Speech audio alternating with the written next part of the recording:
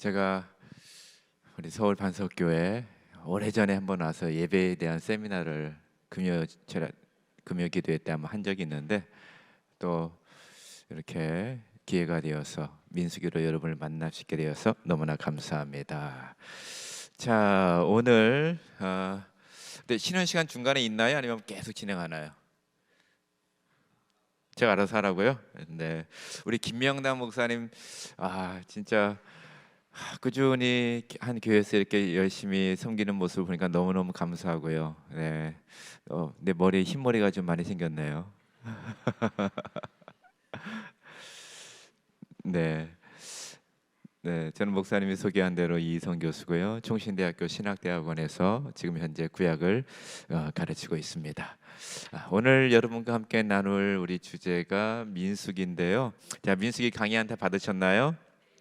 네, 다 강의안 받으셨고, 자, 민수기 강의안 받으셨고, 그다음에 원래 이 민수기 강의안은 제가 쓴 쉽게 배우는 구약 수업이라는 책에 들어있는 내용입니다. 여기에서 제가 우리 김명남 목사님이 특별히 부탁을 하셔가지고 이 책에서 일부를 발췌해가지고 여러분에게 나누어 드렸습니다. 민수기, 여러분, 민수기는 어디에 속해 있는 한 책이냐면은 구약의 모세오경에 속해 있던 책이죠. 모세오경. 그래서 우리가 민수기를 공부하시기 전에 구약 전체의 모세오경에 대해서 우리가 좀 큰 그림을 그리고 난 다음에 민수기를 공부하면 어떨까라고 하는 생각이 듭니다. 구약의 모세오경의 큰 그림을 한번 그리고 민수기를 보면 좋겠습니다. 자, 바로 그냥 강의로 들어가도록 하겠습니다. 근데 이렇게 토요일 날 오전에 하나님 말씀을 공부하러 오시는 참 서울 반석교회 성도님들 진짜 훌륭하시고요. 벚꽃 오다 보니까는 벚꽃이 너무나도 이쁘게 폈는데 벚꽃 보러 가고 싶은데 그때 말씀을 들으러 오셨네요. 벚꽃보다 더 귀한 예수 그리스도의 말씀이 오늘 이 아침에 여러분에게 임하게 될 줄 믿습니다. 네, 자, 우리가 민수기는 일반적으로 읽다 보면은 많은 어려운 부분이 있고, 또 이런 학문 세계에서도 민수기에 대한 연구가 그렇게 활발하지는 않습니다. 그리고 민수기는 내용이 어떤 맥을 가지고 쫙 흘러가기보다는 산발적인 여러 장르의 내용들이 나오는데, 그래서 생각보다 모세오경 하면은 창세기, 출애굽기, 신명기 쪽은 많이 연구하고 공부하지만 민수기 쪽은 상대적으로 좀 취약하게 이해를 하고 있는 부분이 민수기입니다. 그래서 우리가 민수기가 성경에 어떤, 특히 모세오경에 어떤 위치에 속해 있고 어느 부분에 속해 있는지 큰 그림 수부를 한번 보고 난 다음에 이제 민수기 안에 들어가도록 하겠습니다. 자, 모세오경이라고 하는 모세오경이라고 하는 큰 책을 손으로 한번 보겠습니다. 맨 처음에 창세기가 있죠. 창세기에는 4대 사건과 3대 족장이라고 하는 내용이 크게 나타납니다. 4대 사건과 3대 족장. 이 4대 사건이 무엇이 들어가냐면은 4대 사건에는 창조. 근데 여러분 옆에다 가지고 오셨나요? 네, 뒤에다가 공간에 한번 써보세요. 창조, 타락, 홍수, 바벨탑. 창조, 그 다음에 타락, 그 다음에 홍수 사건, 그 다음에 바벨탑이라고 하는 큰 4개의 사건이 창세기를 구성하고 있습니다. 창조, 타락, 홍수, 바벨탑이라고 하는 큰 4개의 사건이 4대 사건인데요. 이쪽은 1에서부터 11장까지에서 여러분이 볼 수 있는 사건이죠. 그다음에 3대 족장은 창세기 12장부터 50장까지 내용이 족장들의 이야기입니다. 족장들. 자, 세 명의 족장 누구가 있을까요? 창세기에 나타난 세 명의 족장 누가 있을까요? 시작. 아브라함, 이삭, 야곱. 네. 세 명의 족장이 있어요. 그래서 창세기가 1장부터 50장까지 구성이 되어 있는데요. 창세기를 여러분들이 쉽게 딱 한눈으로 알 수 있으려면은 4대 사건, 3대 족장이라는 것을 딱 이해를 하시고 창세기를 큰 그림으로 보시면 좋아요. 한번 따라해 볼까요? 4대 사건, 3대 족장. 네, 이 4대 사건에 다시 한번 창조, 타락, 홍수, 바벨탑이라고 하는 네 가지의 사건이 있고 1에서부터 11장, 12장에서 50장은 3대 족장, 아브라함과 이삭과 야곱이라고 이렇게 세 명이 나옵니다. 물론 이제 창세기 후반부는 요셉에 대한 이야기가 나오지만 그 아버지의 톨레도, 아버지의 족보에 속해서 그 세 명의 족장을 이해하시면 되겠습니다. 이게 창세기의 주된 내용이에요. 자, 그 다음에 이 창세기의 주된 내용 다음에 이제 야곱의 자녀들이 다 이제 어디로 갔냐면은 애굽으로 갔습니다. 그렇죠? 애굽으로 갔어요. 70명의 야곱의 후손들이 애굽 땅으로 갔죠. 그래서 이제 거기에서 생육하고 번성하여 점점 많아지게 됐죠. 그래서 애굽 땅. 그래서 출애굽기는 출애굽기 1장 7절에는 뭐라고 나오냐면은 이스라엘 백성들이 심히 번성하였다, 창대했다라는 말이 나오고 있죠. 그래서 애굽 땅에서 많이 애굽 이스라엘 백성들이 많아졌죠. 그러고 난 다음에 이제 출애굽기의 내용은 주로 뭐가 되냐면은 이제 출애굽기의 내용은 자, 여기에서는 창세기라고 볼 수 있죠. 창세기. 그다음에 출애굽기의 내용은 이스라엘 백성들이 이 선을 안 긋는 게 좀 더 나중에 나게. 이스라엘 백성들이 애굽에서 생육하고 심히 많아졌는데 애굽은 이스라엘이 살아가야 할 땅이 아니죠. 하나님은 족장들에게 가나안 땅을 약속하셨잖아요. 그래서 이스라엘 백성들이 출애굽에서 나와서 어디까지 이르는 사건? 시내산입니다. 여기가 시내산. 네. 시내산까지 이르는 그 내용을 소개한 것이 출애굽기죠. 시내산까지. 그래서 이 출애굽기는 애굽에서 나와 시내산에 이르기까지의 내용이 주로 출애굽기, 레위기의 내용입니다. 출애굽기의 내용입니다. 그래서 애굽에서 나와 출애굽 사건이 있고 그 다음에 애굽의 땅에서 10가지 재앙, 출애굽 사건, 그 다음에 광야에서 며칠 보내고 시내산에 이르기까지, 그리고 시내산에서 이스라엘 백성들이 받는 내용이 있습니다. 뭘 받았냐? 시내산에서 십계명과 성막에 관한 성막 설계도를 받았죠. 네, 출애굽기 내용이에요. 근데 이 대부분의 십계명과 성막을 받는 사건이 시내산에서 일어나게 됐죠.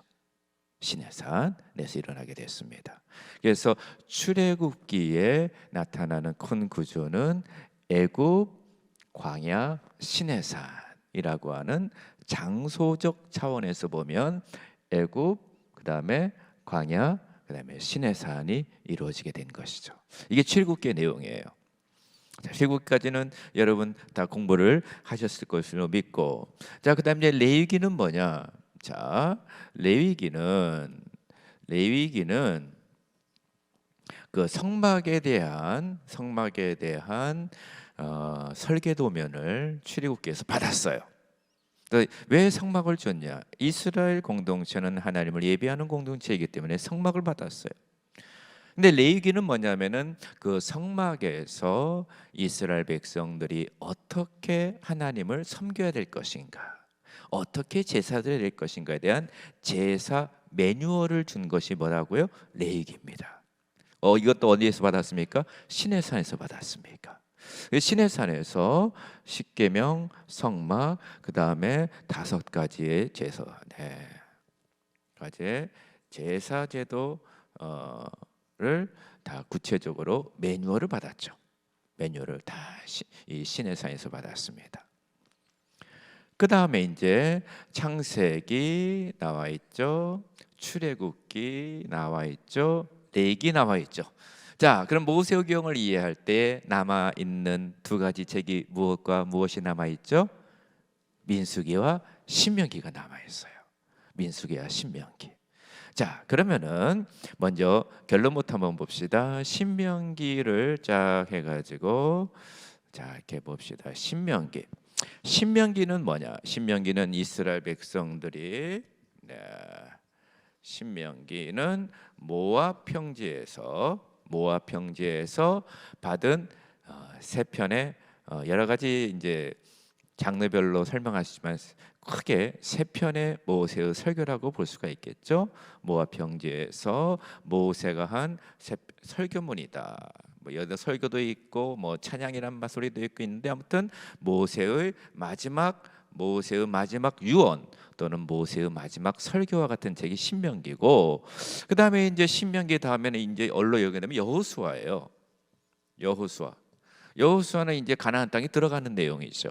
네, 이렇게 해서 신명기 다음에 여호수아로 연결되고 모세가 노년에 받은 마지막 이스라엘 백성들에게 전해주는 설교 내용이에요. 그러면은 여기에서 민수기가 어디에 속하냐? 이제 민수기의 위치가 나오겠죠. 레위기, 창세기, 출애굽기, 레위기, 그다음에 여기 신명기가 있다면은 이 사이에 들어 있는 게 뭐라고요? 민수기예요.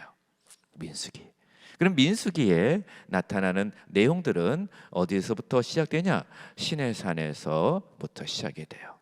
시내산에서부터 시작돼 가지고 시내산을 출발하는 민수기 10장이 시내산에서부터 출발하는 내용이 나오죠. 민수기 10장이 시내산에서부터 출발하는 내용이에요. 그리고 대부분의 사건이 민수기는 대부분의 사건이 어디에서 일어났느냐? 다 광야에서 일어났어요. 광야에서.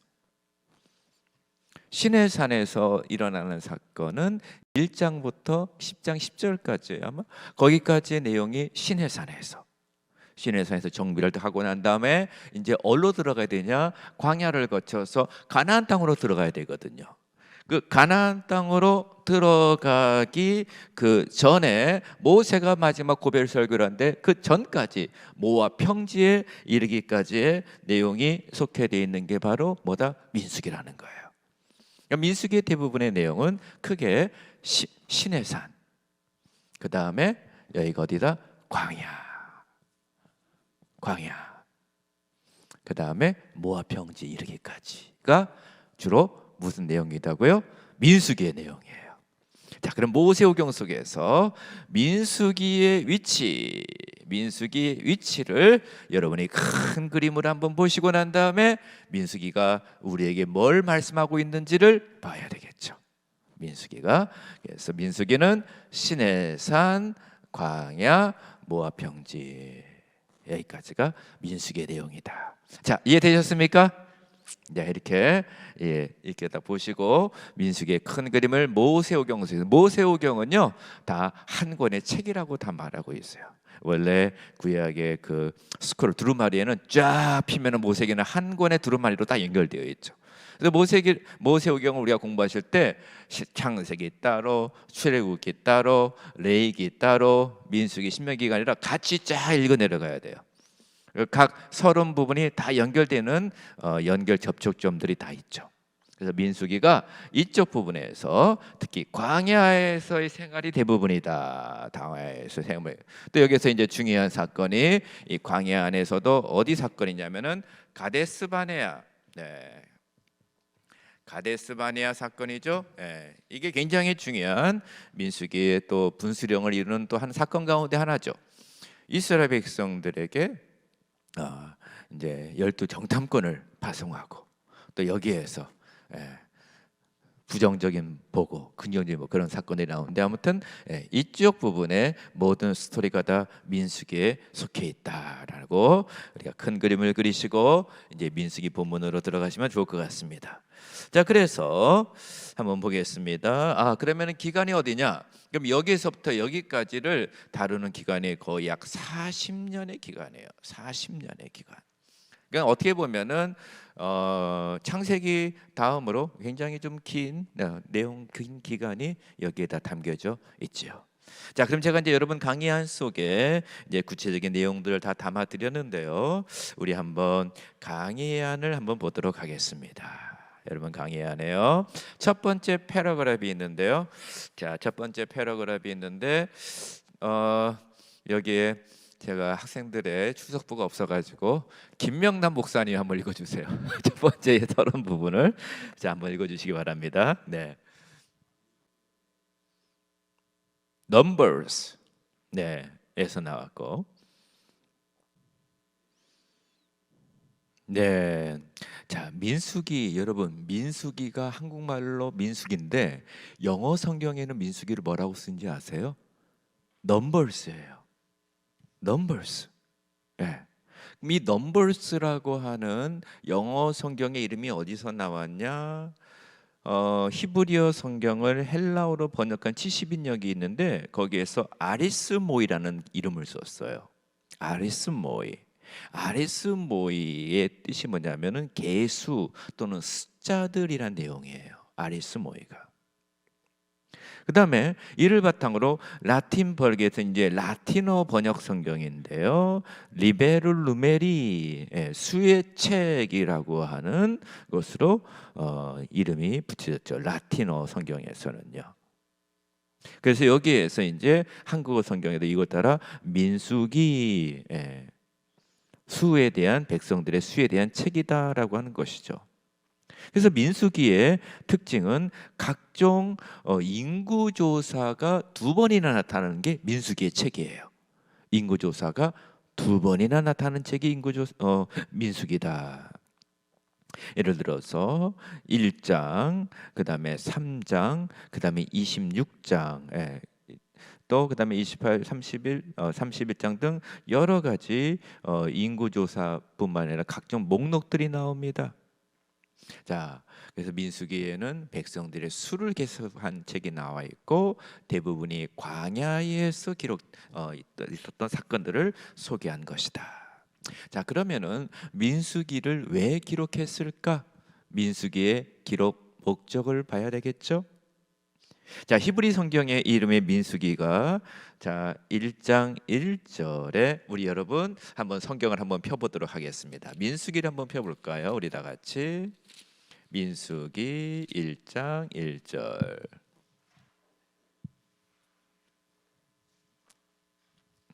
자, 민수기 1장 1절 한번 다 펴셨나요? 한번 다 같이 한번 읽어보도록 하겠습니다. 이스라엘 자손이 애굽 땅에서 나온 후 둘째 해 둘째 달 첫째 날에 여호와께서 시내 광야 회막에서 모세에게 말씀하여 이르시되 아멘. 애굽 땅에서 나온 후 둘째 해 둘째 달 첫째 날에 어디에서? 시내 광야 회막에서 모세에게 말씀하셨다.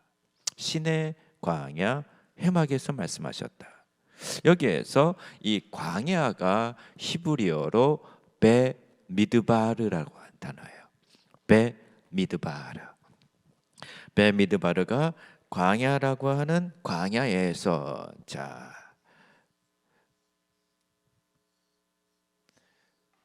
히브리어인데요. 히브리어에서 다바르와 그다음에 민이라고 하는 전치사가 섞여 있는데 다바르라고 하는 뜻이 뭐냐면은 이제 말씀이라고 하는 뜻이에요. 말씀.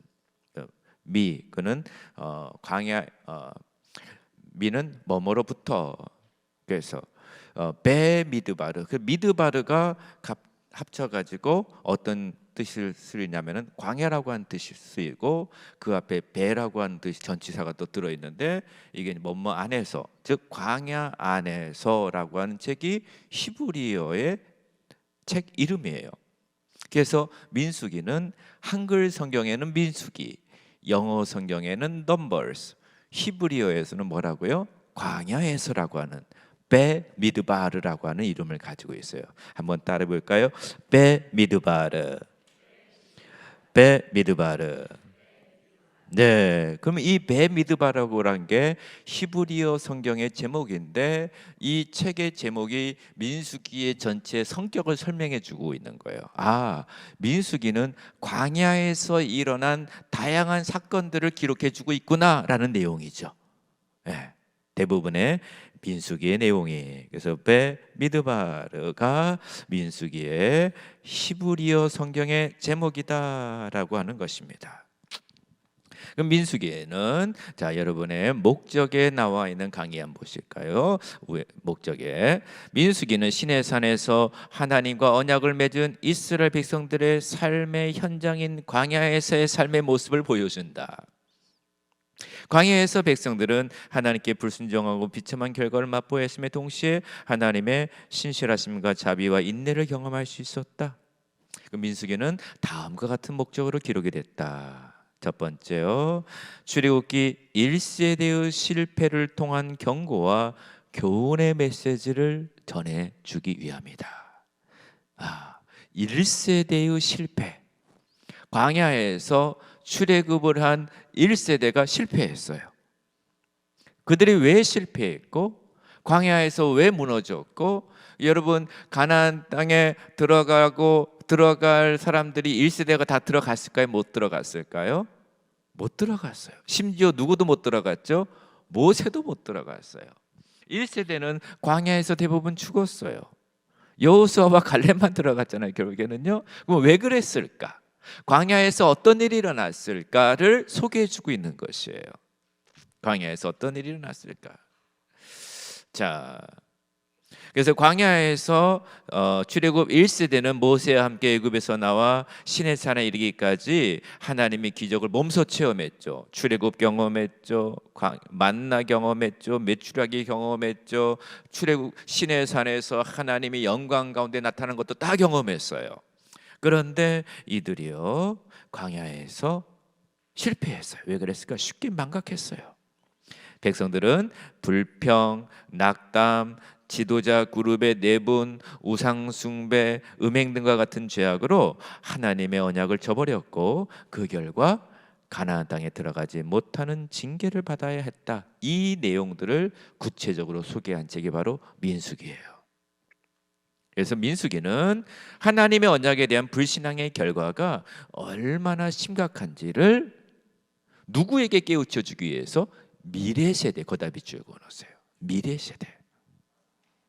네, 미래 세대. 그래서 민수기 안에는요 어떤 책이냐면은 민수기는 세대 교체가 일어나는, 좀 이따 보게 되면 세대 교체가 일어나는 책이에요. 1세대와 2세대. 세대 교체가 일어나는 책이 또한 민수기죠. 그래서 민수기는 우리에게 뭘로? 하나의 샘플, 모델. 이렇게 하면은 못 들어가고 이렇게 하면 하나님의 복이 임하지 않는다. 이렇게 하면 복이 임한다. 그거를 보여주는 거예요. 어디에서? 광야에서. 민수기는 대부분 이 광야인데, 여러분 이 광야에 대한 것들을 우리가 좀 공부하면 좋은데, 제가 이스라엘에 성지순례를 갔거든요. 성지순례를 갔는데 성지순례 코스 가운데 우리 우리 서울 반석교회는 성지순례 가본 적, 목사님 같이 가셨나요? 한번? 아직 안 가보셨어요? 네, 에? 가신 적이 있을 거. 그때 광야 체험 해보셨나요? 광야 체험.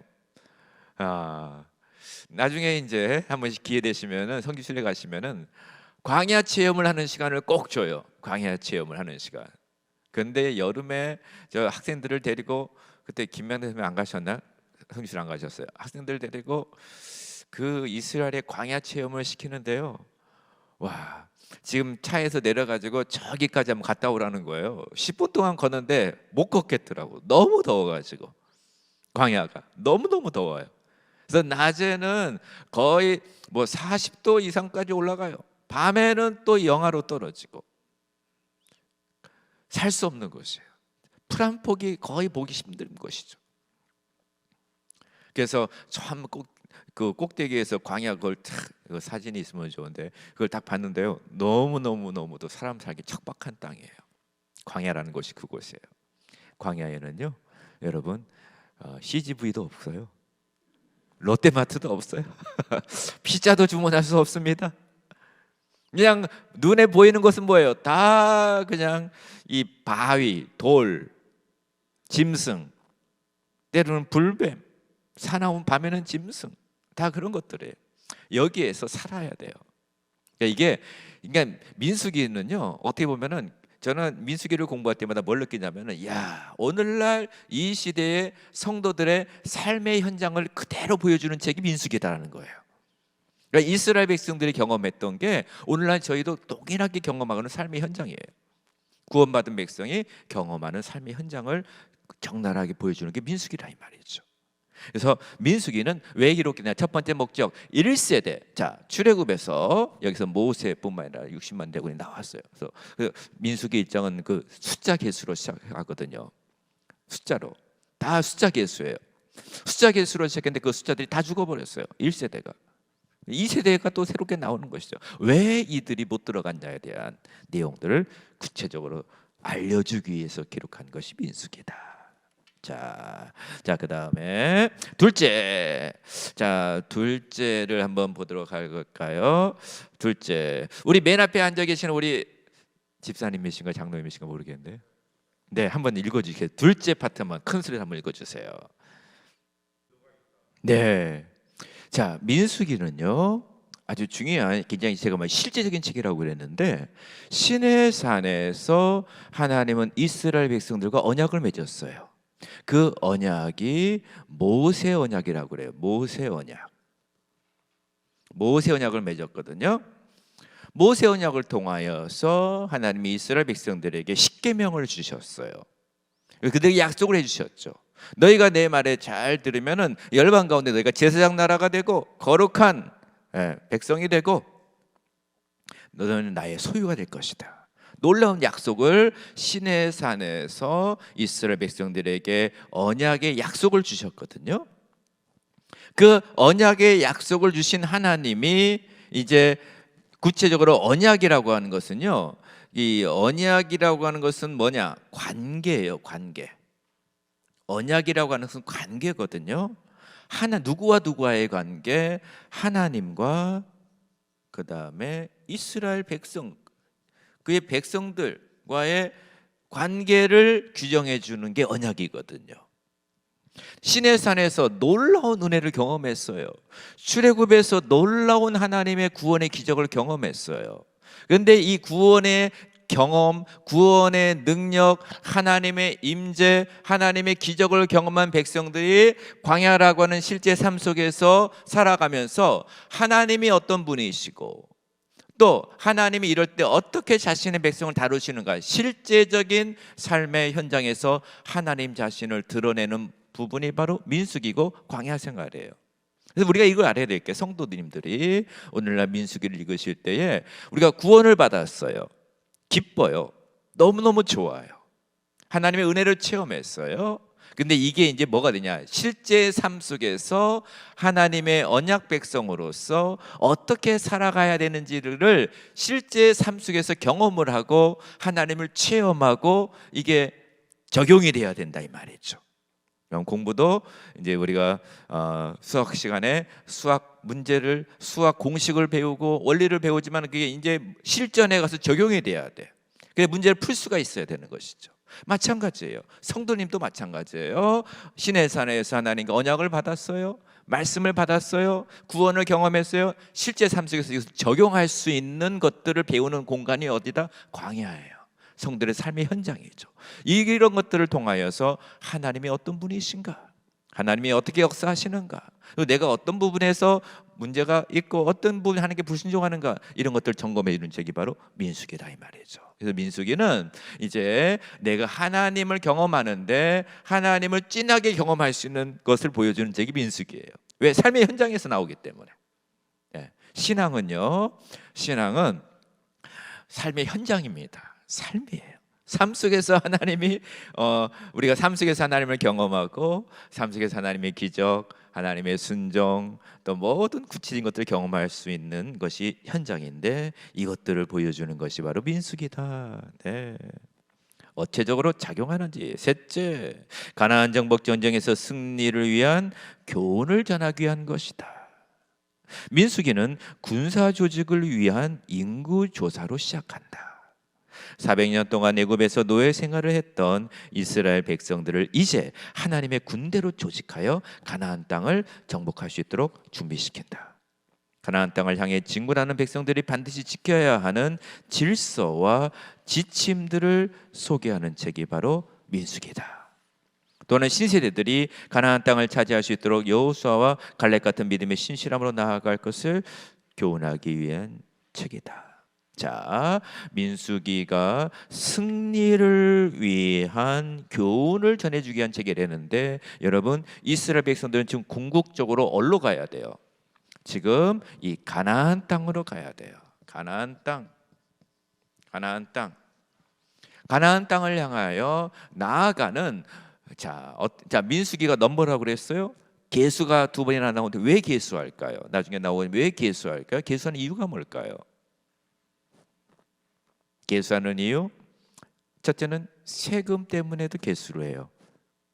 백성들에게 종교세, 그 성전세, 여러 가지 세금을 거두기 위해서 텍스에 관한 문제가 있고, 또 하나는 이스라엘 백성들은 광야로 들어가는 서는 순간부터 이들은 어떠한 대우로 광야를 가냐면은 군대 대우입니다. 군대의 진편성입니다. 그래서 군사들은 늘 뭘 하죠? 술을 계수하죠. 이제 이스라엘 백성들은 여기서 여호와의 군대예요. 군대로 광야를 지나서 모압 땅을 거쳐서 가나안 땅에 들어서 싸워야 돼요. 그래서 이들은 가나안 땅에서 싸울 수 있는 군대로서의, 하나님께서 군대로서, 하나님의 영적 군대로서 이들을 훈련시키고 또 이들을 관리하고 수를 계수하는 게 민수기의 굉장히 중요한 목적이죠. 왜? 궁극적으로 어느 가나안 땅에 들어 승리를 하기 위하여, 승리를 하기 위하여라는 것이죠. 그래서 제가 보기에는 이 그림 하나 보시면서 민수기를 이해하는 게 굉장히 도움이 될 것 같아요. 좀 많이 괜찮죠? 그림 보시는 게. 예. 자, 제가 이 그림은 이제 학부에서 한 10년 동안 구약 서론을 우리 대학생들에게 가르치면서 여러 가지 아이디어가 나오더라고요. 그래가지고 책을 써서 여기다 그림을 만들었는데, 그림이 여러분에게 도움이 되실 수가 있어요. 그래서 자, 민수기는 왜 숫자를 계수했냐? 가장 중요한 것은 군대, 하나님의 군사로서 이들이 행하는 것을 보여주려고. 자, 이렇게 이제 목적을 살펴봤습니다. 민수기의 목적. 자, 크게 세 가지 한번 정리해 드릴게요. 자, 민수기의 책 제목 정리했고, 그다음에 민수기의 목적 정리했습니다. 첫 번째, 1세대의 실패를 통한 경고와 교훈 메시지. 둘째, 광야 생활하는 이스라엘 백성을 다루시는 하나님의 성품을 보여주기 위해.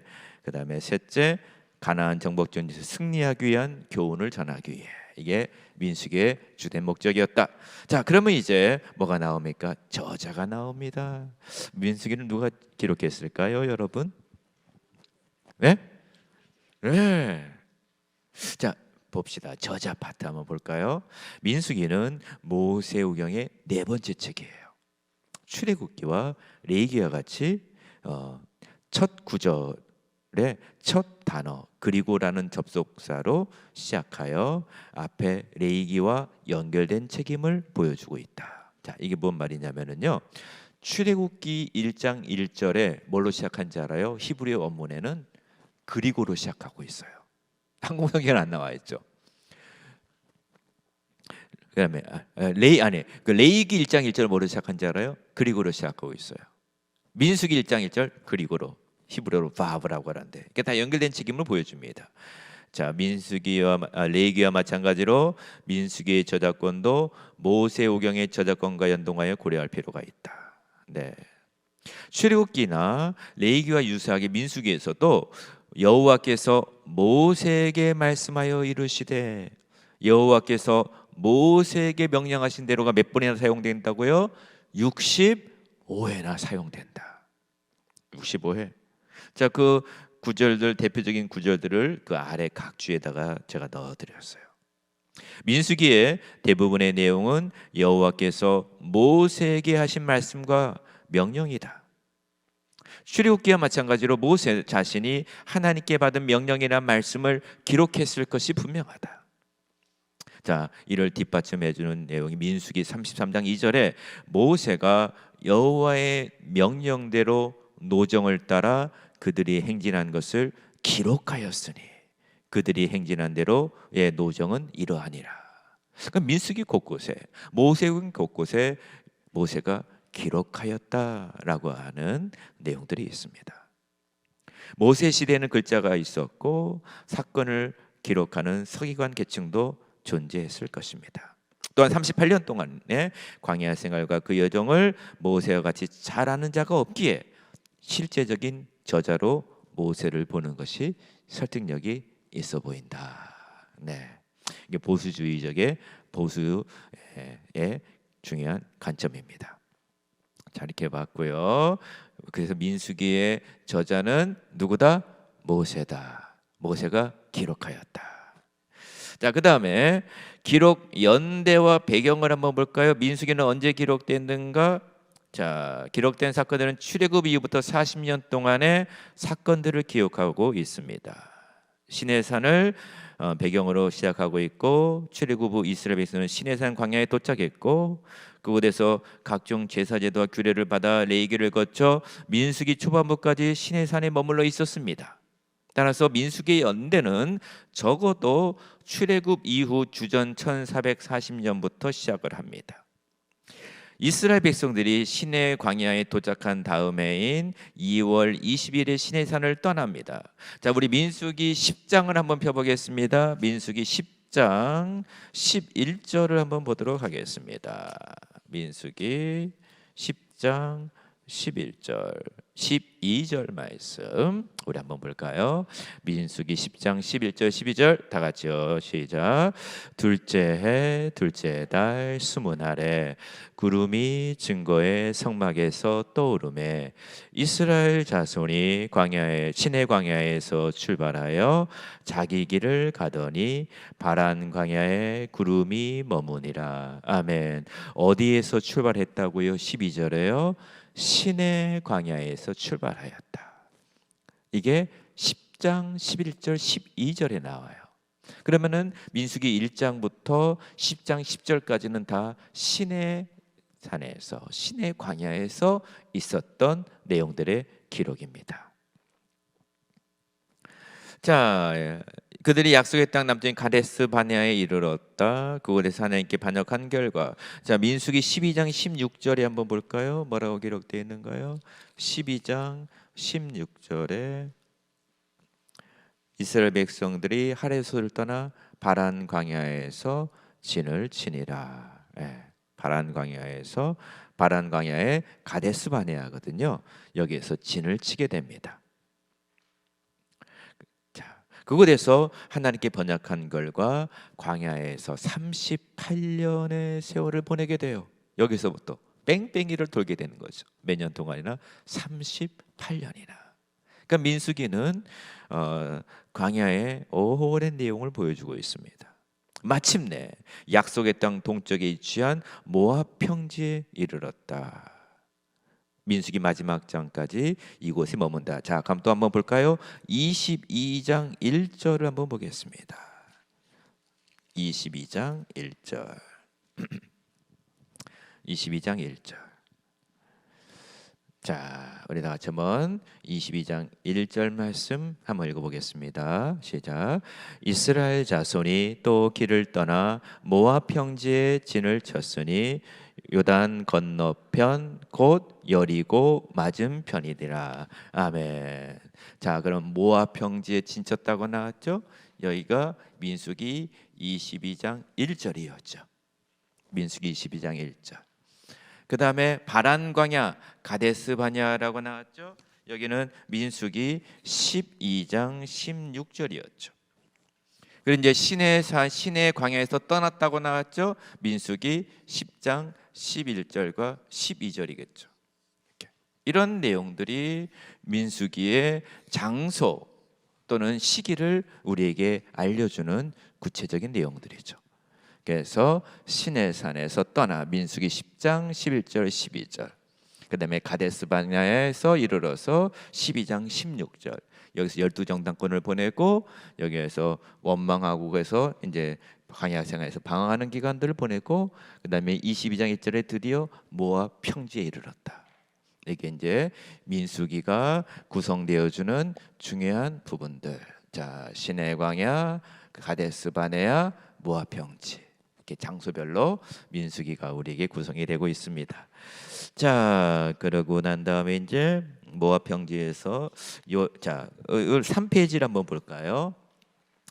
자, 3페이지를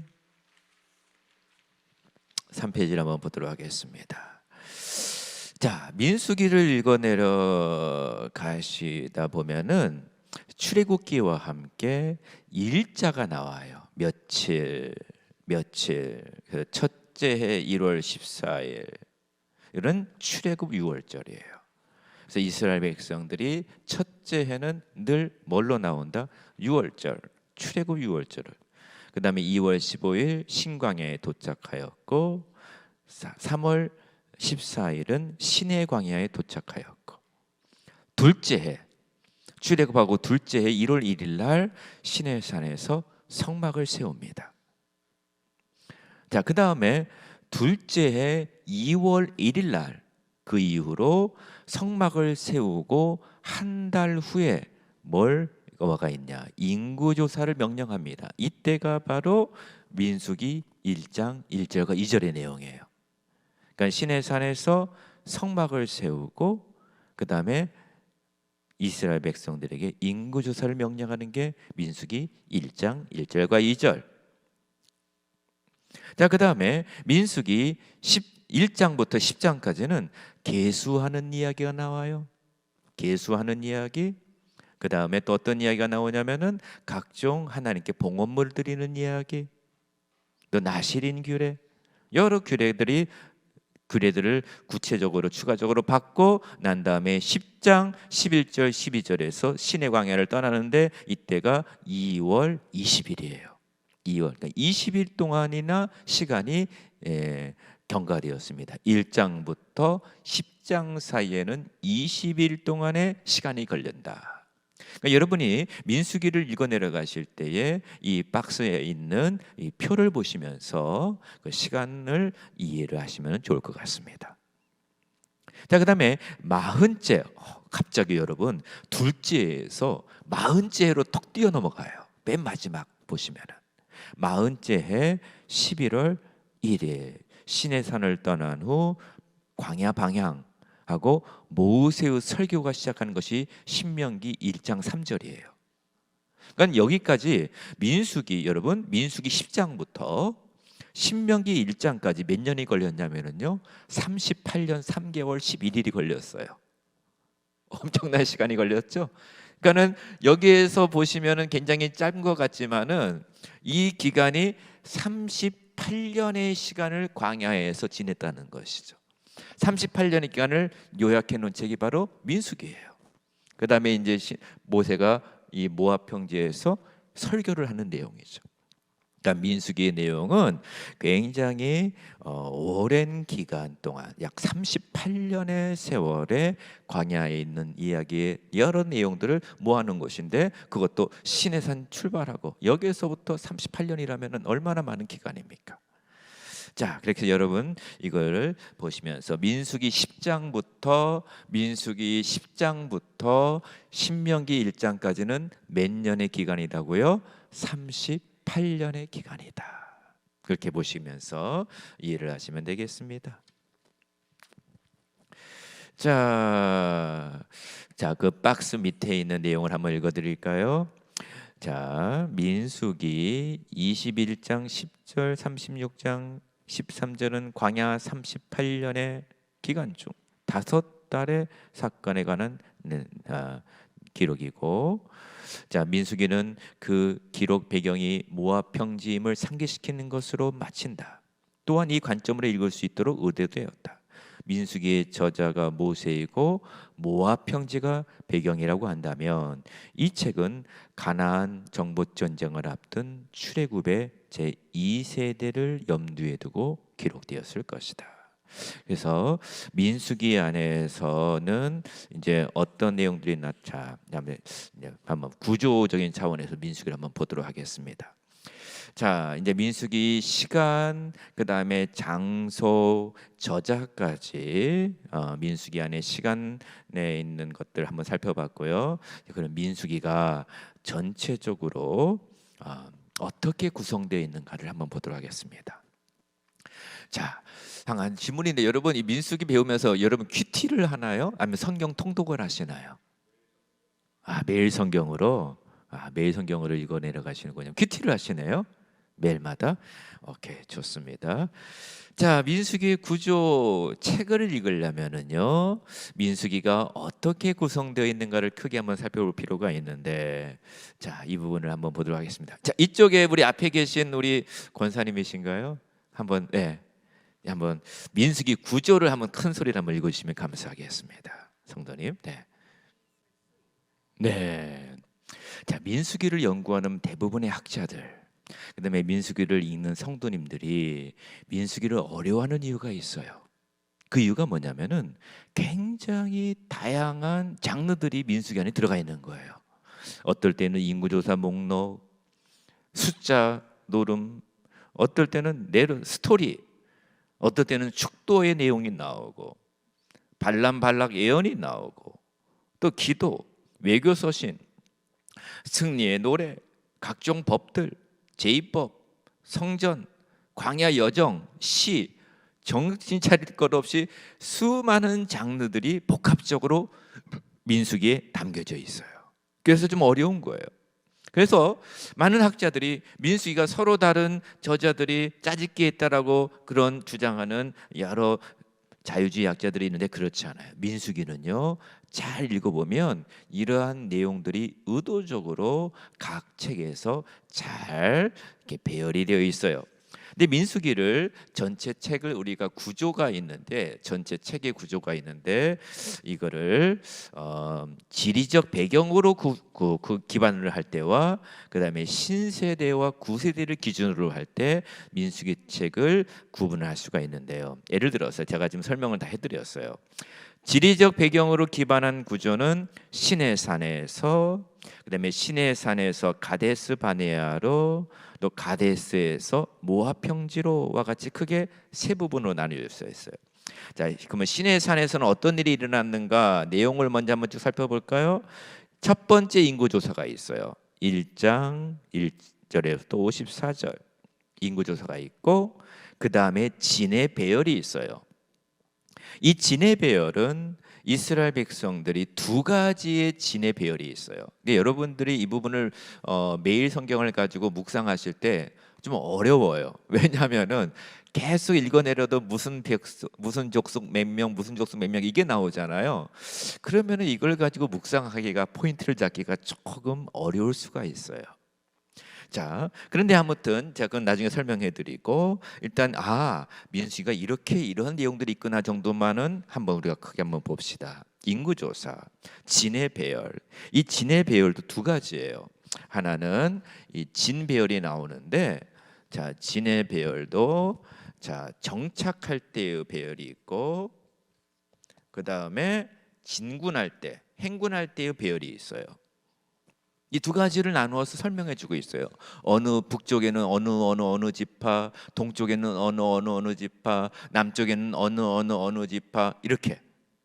그 진군할 때, 행군할 때는 맨 앞쪽에는 어떤 지파가 있고 그 다음에는 어떤 지파, 그런 것까지 다 구체적으로 소개해주고 있다 이 말이죠. 이걸 통하여서 우리는 민수기는 이 진의 정착과 행군할 때의 배열을 주므로 민수기는 철저적으로 군사적인 배경이 있구나라는 것을 우리가 알 수가 있죠. 이걸 통해서 우리가 알 수 있는 것은 오늘날 교회도 군사적인 차원이 있어요. 성도들은 하나님의 군사죠. 군사로서. 그래서 목회 현장에서 목사님들이 이 목회를 하실 때에 때로는, 그러니까 성경에는 하나님과 성도들과의 관계, 또 하나님과 그의 백성들이 이끌어 가시는 관계를 여러 가지로 말해주고 있는데, 언약 가운데 말해주고 있는데, 어떨 때는 그 관계를 목자와 양, 목자와 양의 모습으로 우리에게 소개해 줄 때가 있어요. 목자와 양. 자, 목자, 그 다음에 양의 관계. 이 목자와 양의 관계는 주로 이제 시편 같은 데 많이 나타나죠. 그 다음에 선지서에 많이 나타나고, 그 다음에 또 어떤 관계가 있냐면은 특별히 이 창세기와 출애굽기에 하나님과 그의 백성들 사이에서 언약 관계가 나오거든요. 그 언약 관계는 어떤 관계로 소개가 되냐면은 그 특별히 부모와 그 다음에 자식과의 관계로 소개가 돼요. 자식, 특별히 아들과의 관계, 아들. 그래서 이스라엘 백성들을 하나님의 맏아들이다라고 표현을 해주고 있어요. 첫 아들이다, 아들. 그래서 언약은, 자, 그래서 목자와 양의 관계, 이거는 대부분 선지서라든지 시편에 나오고 부모 자식과의 관계가 있어요.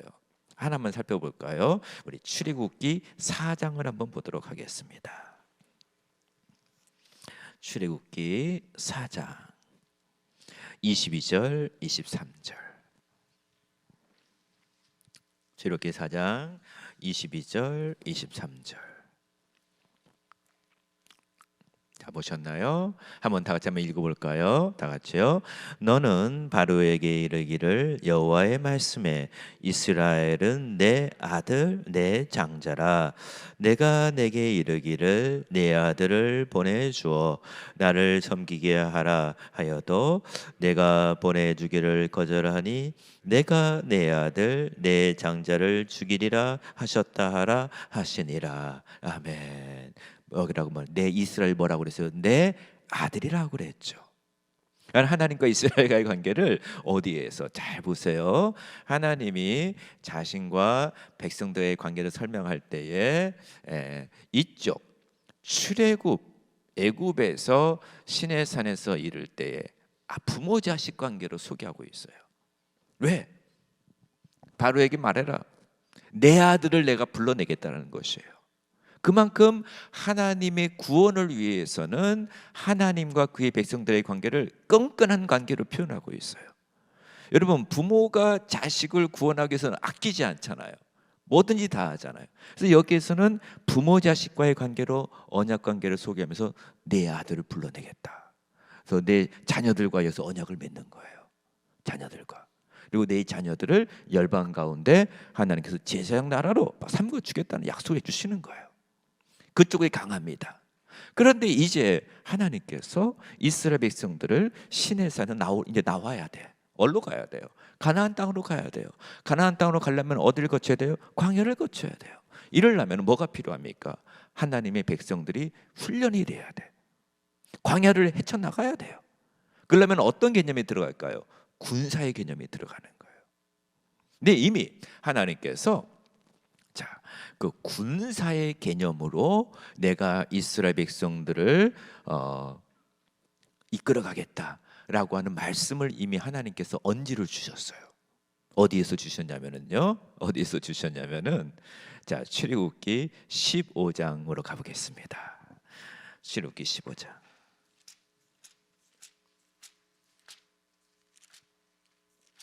자, 출애굽기 15장에 보시면 어떤 말씀이 있냐면은요. 두 가지가 겹쳐서 나오는데 2절과 3절.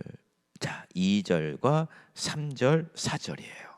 자, 밑줄 그어 놓으시고 2절과 3절과 4절을 다 같이 한번 읽어보도록 하겠습니다. 시작.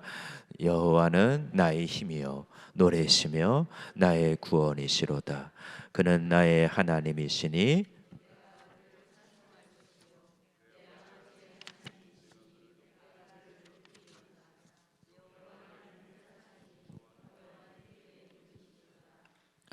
바로의 병거와 그의 군대를 바다에 던지시니 최고의 지휘관들이 홍해에 잠겼고. 아멘. 내 아버지의 하나님이시니 내가 그를 높이리라 하면서 3절에 여호와는 뭐라고요? 용사시니. 여호와는 그의 이름이시. 그러면서 이 여호와께서 바로의 병거와 그의 군대를 바다에 던져버리셨다. 용사의 신 하나님이 있게 했다는 거예요. 그럼 용사의 신 하나님이 이제 이스라엘 백성들을 애굽에서 건져서 올라가 이쪽으로 데려가는데, 이스라엘 백성들을 용사의 하나님의 휘 아래에 있는 뭘로? 군대들로 진영을 배열하는 거예요. 진영을. 그래서 정착할 때의, 여러분 우리 집사님 군대 갔다 오셨죠? 네. 군대 갔다 오면 밤마다 점호하죠. 유격 훈련 나가셨죠? 훈련 나가셔도 텐트 치고 하죠. 예, 갈 때는 유격할 때는 다 병사들이 줄을 서서 행군을 하죠. 그 모든 것들을 그대로 이스라엘 백성이 적용을 하는 거예요. 그래서 정착할 때와 진군할 때. 근데 이것도 이 안에 엄청난 비밀들이 있어요. 근데 조금 이따 계속 설명을 해드릴게요. 지금 이제 하나씩 여러분에게 하나씩 이제 우리가 집어 넣어가는 게 좋은데, 제가 보니까 우리 서울 반석교회 성도님들, 우리 목사님께서 워낙 공부를 많이 하신 분이어가지고 성도님들을 이렇게 성경 말씀으로 깊이 있게 이끌어가려고 하시는 모습을 봅니다. 제가 그래서 저도 여러분에게 하나하나 차근차근 가르치려고 강의안을 자세하게 가져왔어요. 하나하나 차근차근히 보세요. 성도님들이 요즘에 실력이 있어야 돼요. 안 그러면은 워낙 이단들이 많고 신천지 이단들이 너무 많아가지고, 제가 어제도 우리 부모님에게 잠시 방문했는데 그 노원구에 살고 계시거든요. 노원의 롯데백화점 앞을 지나가는데 요즘도 신천지가 얼마나 득세를 하는지 부스를 하나 갖다 놓고 하얀 조끼를 입고 한 10명에서 거기에 앉아 있더라고요. 가는 사람마다 붙잡는 거예요. 이제는 내가 당당하게 서가지고 성도들을 얼마나 미혹하는지 몰라요. 성경 공부하자고. 거기에 있는 분들이 다 어떤 분들일까? 신천지 일하시는 분들, 기존 교회 성도들 다 걸로 넘어가는 사람들이, 기존 교회 성도들이 너무너무 가슴이 아파요. 그래서 우리 반석교회 성도님들은 정말 이 성경 공부 시간에 잘 배우셔가지고 오히려 신천지에 빠진 사람들을 구원해 오시기 바랍니다. 네, 자 이렇게 보시고요. 시내산에서 어떤 일이 있었냐? 인구조사, 진해 배열, 각종 규례들, 그 다음에 유월절, 시내산 출발 준비, 이런 것들이 있어요. 자 이렇게 있고, 그 다음에 또 시내산에서 가데스 바네아까지 10장에서 20장까지 여러 사건들이 나와요. 이 사이에 여러 사건들이 나옵니다. 네. 자 10장, 그래서 12장, 13에서 20장. 근데 가데스 바네아에서의 사건들, 이게 12정탐꾼을 보낸 사건들이 여기서 나오죠. 자, 지금은 제가 여러분에게 장소로 민수기를 볼 때의 구성이에요. 시내산에서, 그 다음에 시내산에서 가데스로, 그 다음에 가데스에서 모압 평지까지, 이렇게. 그럼 가데스에서 모압 평지까지 20장에서부터 36장까지의 내용이거든요. 이때 엄청나게 많은 일들이 일어났어요. 아론이 죽습니다. 그 다음에 그 가나안의 남쪽에는 아라시온 옥 파괴하고, 모압 평지에서 발락과 발람 사건이 일어나고, 바알볼에서 모압 여인과 음행하는 사건이 나오고, 그 다음에 26장에 두 번째 인구 조사가 나와요. 여기다 밑줄 그어놓으세요. 그래서 민수기에는 인구 조사가 몇 번 나온다고요? 2번이 나온다. 하나는 1장, 하나는 26장에 인구조사가 나온다라는 것이죠. 인구조사, 이게 굉장히 중요한 기점이고요. 일단은 지금은 이건 제가 이 부분을 강조하는 이유가, 지금은 장소적인 차원으로 민수기를 볼 때예요. 그 다음에 슬로보아스의 딸들, 모세의 후계자 여호수에 대한 이야기, 각종 재물과 서원에 관한 규례들, 미디안과의 전쟁, 그 다음에 가나안 땅에 들어가기 전에 요단 동편의 땅을 분배해요. 루벤, 갓, 므낫세 반지파에 미리 땅을 분배해 줍니다. 일찍 32장에 나와요. 그 다음에 33장은 애굽에서 가나안까지 지금까지 수많은 곳에 진을 친 곳의 목록을 쫙 소개를 합니다. 과거 역사를 쫙 돌이켜 보면서 그 다음에 가나안 정복 및 땅 분배에 관한 당부를 합니다. 너희들이 그 땅에 가서 이렇게 땅을 분배하고 가나안 정복 어떻게 된다라는 것을 말씀을 하고 그 다음에 36장에 슬로보앗의 딸들이 나와요. 이 딸들이 나와서 슬로바앗 딸들은 이 두 번에 대해서 소개가 되는데 자기들에게도 목을 달라. 남자가 없지만은 이 구약 시대 엄청난 고대 근동의 엄청난 사건이에요. 여성들이 목소리를 낸 사건이에요. 이때는 목소리를 낼 수 없었거든요. 근데 이 목소리를 받아줘서 슬로바앗 딸들에게 땅을 줍니다. 기업을 줍니다. 그런 사건이 지금 이거는 크게 세 가지 보세요. 장소에 따라서 1장에서 10장은 시내산의 배경이고요. 그 다음에 10장에서 20장까지는 시내산에서 가데스까지, 그 다음에 20장에서 36장은 가데스에서 모압 평지까지의 사건들로 나뉘어진 구분입니다. 자, 그 다음에 또 재미있는 구조가 하나가 있어요. 이번에는 구세대와 신세대를 기반으로 민수기를 볼 수가 있어요. 구세대는 죽고 신세대는 새롭게 태어난다는 구도를 통해 민수기의 신학적 의도를 드러내는 장점이 있어요. 민수기에는 어떤 책이다? 구세대와 신세대의 세대 전환을 기록한 책이 민수기란 책이에요. 구세대와 신세대의 세대 전환. 자, 구세대는 죽고 신세대는 새롭게 태어난다는 구도를 통해 민수기의 신학적 의도를 드러내요. 민수기의 메시지를 드러내 주는 거예요. 구세대여 이렇게 해서 너희들이 못 들어갔다. 신세대여 이렇게 하면 들어간다를 보여주는 메시지에 중요한 의도가 있죠. 또한 민수기가 모압 평지에서 가나안 정복 전쟁을 앞둔 출애굽 2세대를 준비시키기 위한 말씀이라면 이 구조는 주목할 만합니다. 다음 세대를 위한 책이 민수기예요. 다음 세대들이요 이렇게 준비해라라고 하는 메시지를 주는 거예요. 민수기 자체가. 그리고 이제 모세는 그 다음 세대에 구체적으로 설교를 해주는 내용이 신명기고, 네. 그래서 이 아주 굉장히 중요한 구조라고 저는 생각해요. 자, 그러면은 구세대와 신세대를 따라서 여러분이 성경을 쫙 읽어 내려간다. 그러면은 1장부터 25장까지의 내용인데요. 1장부터 10장까지 약속의 땅으로 들어가기 위한 준비를 해주는 책이에요. 약속의 땅으로. 그래서 아까 소개된 내용이 그대로 들어 있어요. 그 다음에 10장부터 25장까지는 백성들의 반역과 출애굽 1세대들의 죽음에 대한 이야기들이 나와요.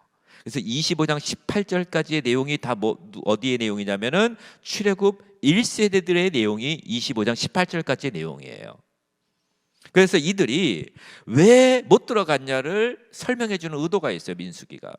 그 이유를 한번 볼까요? 11자 B의 2번을 보세요. 뭐라고 나왔는가? 불신앙, 불평의 행동. 가장 큰 문제가 뭐 때문에 못 들어갔다? 불신앙과 불평의 컴플레인.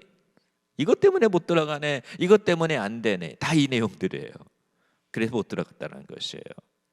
그 다음에 13장에서 14장 두 장에 걸쳐서 그 유명한 12 정탐꾼에 대한 이야기가 나와요. 보고가 나와요. 여기에서도 이유가 있어요. 왜 10 정탐꾼은 못 들어가고 2 정탐꾼은 왜 들어갔냐? 그 이유를 설명해 주는 거예요. 네. 그 다음에 15장은 언약적 신실함을 위한 각종 규례들. 그 다음에 16장과 18장은요 지도자에 대한 반역이 나와요. 이게 아주 중요하죠. 고라, 다단, 아비람. 이들은 지도자를 반역해서 결국에는 땅이 벌어져서 다 삼키고 그랬다라는 것이에요. 그러니까 하나님의 백성들이 지도자를 도전해서는 안 된다. 여러분 군대에서 우리 지난해 군대 가보시면 군대에서 중대장 그다음에 소대장 말 어길 수 있어요 없어요? 어기면은 전시에서 어기면 뭐예요? 총살감이죠. 네. 전쟁 상황이라고. 그러니까 전쟁 상황에는 철저하게 지도자를 중심으로 모여야 된다는 것을 민수기가 알려주고 있는 것이죠. 자, 그 다음에요. 붉은 송아지 제사 정결법, 무리바 사건. 무리바 사건도 마찬가지예요. 예, 무리바 사건 물 때문에. 예.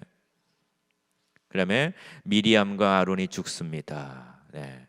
발람과 발락 이야기가 나오고 가장 결정적인 게 모압 여인과의 음행이에요. 이것 때문에 또 결정적인 1세대가 못 들어가는 사건이 이방 여인, 이방 종교 때문에 못 들어간다는 것이에요. 그래서 이것을 여러분이 민수기를 매일 성경으로 읽어 내려가실 때 25장까지의 내용은 1세대에 관한 이야기구나, 이들에게 교훈을 주기 위한 내용이구나를 큰 그림을 그리시면서 묵상을 하시는 게 좋겠죠. 그 다음에 26장 1절에는요, 26장에 아까 또 말씀드렸지만 두 번째 인구조사예요. 두 번째, 놀라운 점이 뭔지 알아요? 여러분 1세대가 다 죽었잖아요. 근데 인구조사 첫 번째는 1세대를 한 거거든요. 26장은 2세대 신세대를 향한 두 번째 인구조사거든요. 두 가지를 비교해 봤더니 큰 차이가 없어요. 큰 차이가 없어. 1세대, 2세대. 하나님께서 2세대도 준비를 시켜 놓은 거예요. 다음 세대를. 이게 놀라운 하나님의 은혜죠. 하나님은 자신의 이걸 통해서 뭘 할 수 있냐? 다음 세대를 준비하시는 분이에요. 아멘. 그러니까 민수기는 이 시대 전환을 위한 책으로 너무 중요한 책인데, 제가 이야기 듣기로는 우리 반석교회 앞에가 교육관을 짓는다고 그러시더라고요. 왜 교육관을 지어요? 그렇지, 다음 세대를 위해서. 그러니까는 제가 보기에는 민수기 묵상이 시적잖은 묵상인 것 같아요. 반석교회 주님 주신 말씀이 있다라고 저는 봐요. 이거를 통하여서 1세대 성도들이 다음 세대를 준비하기 위한 자세로 어떤 자세를 가져야 될 것인가, 이에 대한 관점으로 말씀을 묵상하시고, 다음 세대들에게 길을 열어주기 위해서 다음 세대들은 어떤 비전을 가져야 될 것인가, 이게 민수기에 너무 잘 나타났다는 것이죠. 그래서 제가 보기에는 주님이 우리 반석교회의 민수기 말씀을 통하여서 이제 새로운 시대를 열어가는 그 놀라운 일을 열어주실 줄 저는 믿습니다. 네, 자, 그 다음에 모세의 후계자가 나오죠. 슬로보아 딸들 아까 했고 후계자. 그다음에 재물과 서원에 관한 규례들. 이것도 할 말이 너무 많. 민수기에는요, 왜 이렇게 드리는 이야기가 많은지 몰라. 드리는 규례에 대해서 많이 말을 하고 있어요. 각 지파별로 헌물에 관한 규례. 그러니까 하나님의 백성이 하나님을 섬기는 데 있어서 드리는 삶이 너무너무 중요해요. 드리는 삶. 그래서 지파별로 뭘 가져와라, 하나님이 규정까지 해주는 거예요. 규정까지. 되고, 자, 그 다음에 가나안 땅 분배에 관한 것들, 여성에 관한 것들. 제가 보니까 이 여성에 관한 것이 슬로보아 세 딸들 27장에 나오고 36장에 두 번 나오거든요. 민수기 저자 모세가 여러분 고대 근동은요 철저한 부계사였어요. 자, 여러분 민수기 1장에 한번 봅시다. 민수기 1장을 한번 볼까요? 다시 한번 들어가 봅시다. 자, 계수를 할 때에 어떻게 계수를 하냐? 1장 2절, 3절 보시면은, 자, 2절과 3절 다 같이 한번 읽어보겠습니다. 너희는 이스라엘 자손의 모든 회 중 각 남자의 수를 그들의 종족과 조상의 가문에 따라 그 명수대로 계수할지니, 이스라엘 중 20세 이상으로 싸움에 나갈 만한 모든 자를 너와 아론은 로 계수하되. 자, 여기에서요 여러분 2절에 보시니까, 자, 누구를 계수하냐? 이스라엘 자손의 모든 회 중 각 누구의 수? 남자의 수네요. 이 남자의 수를 계수를 했어요. 그럼 이 계수된 자가 얼마라고요? 46절에 보세요. 46절 1장 46절 60만 3,550명이었더라. 남자의 수를 계수했어요. 그것도 20세 이상으로. 누구? 싸움에 나갈 만한 자. 왜 싸움에 나가? 지금 전투 구성이에요. 군대를 구성한다는 거예요 지금. 그러니까 제가 보기에는 이제 반석교는 전투 대열로 걸어가야 될 것 같다. 전투 대열로 무장을 해야 될 것 같아요. 예. 바울이 디모데에게 하나님의 군사로, 디모데후서 2장 전서 군사라는 말을 하고 있어요. 군사. 예. 그래서 주님의 일을 하려면은 때로는 군사적인 마인드가 필요해요. 군사적인 마인드. 네, 남자라고 했거든요. 그래서 여러분 민수기만 보더라도 여성은 계수에 들어가지 않았어요. 이게 이제 고대 근동의 일반적인 문화인데 슬로브와 여인들을 두 번이나 언급을 한다는 거예요. 이것은 고대 근동의 문화에서 파격적인 거예요. 여성에게는 기업을 물려줄 수가 없는 남성이 있어야 되는데 이걸 줬다는 거예요. 요청을 함으로 말미암아. 이것은 하나님이 고대 근동의 문화를 깨는 거예요. 여성의 위치를 격상시켜 주는 거예요. 제가 보니까는 이 자리에도 80% 이상이 다 여성이네요. 여성의 역할이 굉장히 중요합니다. 네, 여기 이제 이거를 올려주는 역할을 해주는 거예요. 네, 교회 안에서 여성의 역할 굉장히 중요하죠. 자, 이제 한 5분 쉬었다 할까요? 계속 할까요? 네? 쉬었다가 할까요? 계속해요. 자, 여성의 목소리를 듣겠습니다. 우리 남자 집사님은 쉬었다 하자고 근데 여성들 계속 하자는 거예요. 슬로보아스의 딸들의 요청을 따라서. 자, 그러면은요. 이제부터 제가 이제 큰 저자, 연대, 지리, 구성을 말씀을 드렸거든요. 이제는 민수기가 말하고자 하는 신학적 메시지가 있어요. 이게 아주 중요한 거예요. 어떤 메시지를 이 시대에 전해주길 원하느냐. 네, 그 몇 가지 포인트가 있는데요. 자, 이게 아주 중요합니다. 이게 포인트예요. 오늘 강의의 신학적 내용을 보겠습니다. 이스라엘 백성들을 자 신학적 내용. 자, 우리 앞에 계신 우리 권사님 읽어주실래요? 네, 여기 신학적 내용 그 다음에 나오는 첫 번째 단락 읽어주세요.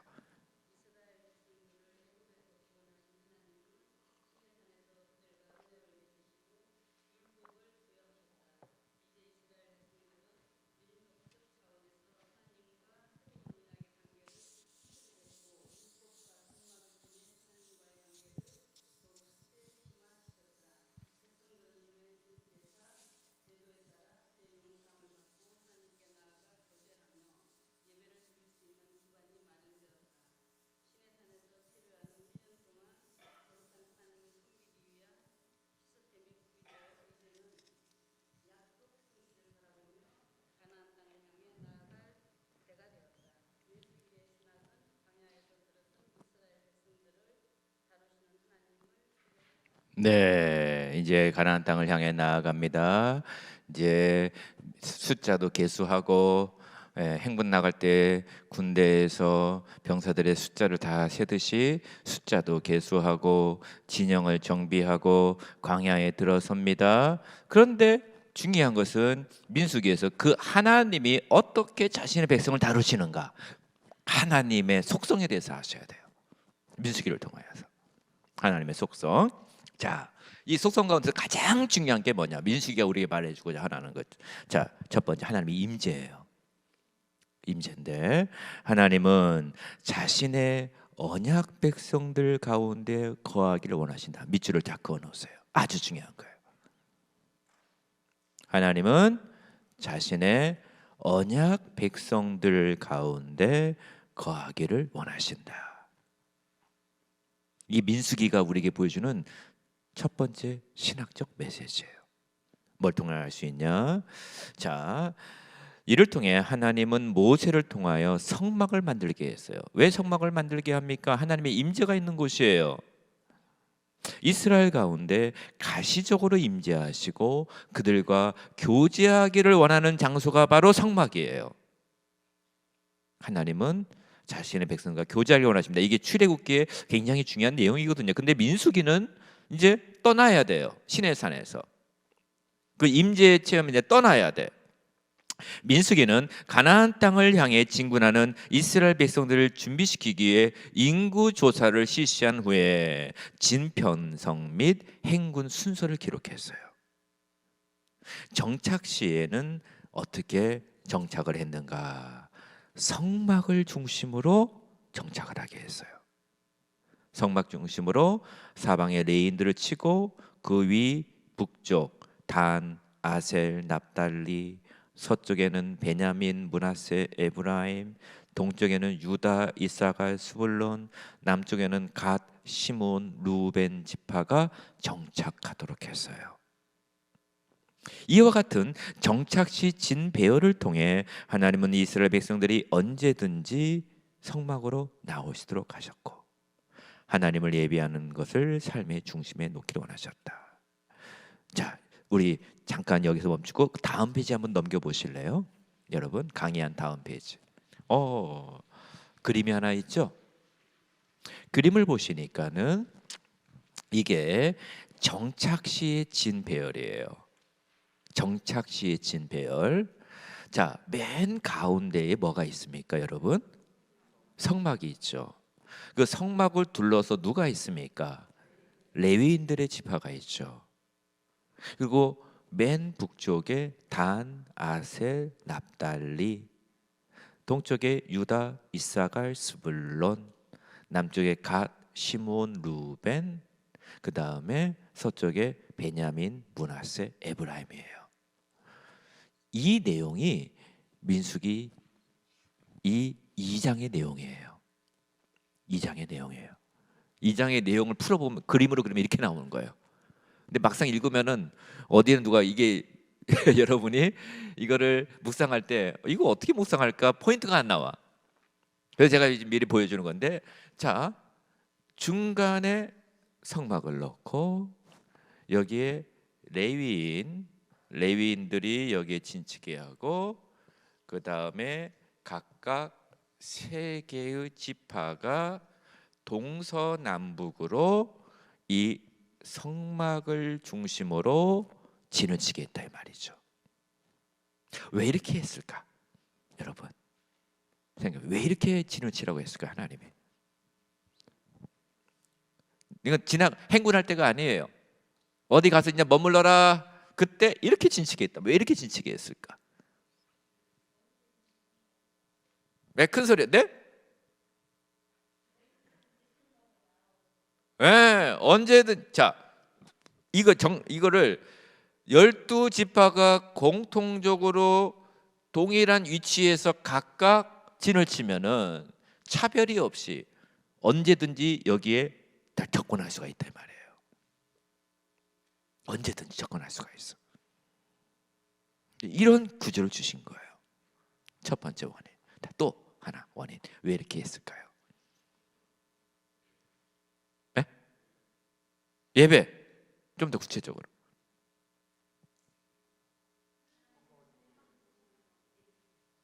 네. 자, 성막은 어떤 곳이죠? 하나님께 제사하고 예배 드리는 곳이에요. 근데 이게 한 중심에 있다라는 거예요. 그러니까 이스라엘 백성들의 삶의 중심이 뭐가 돼야 된다?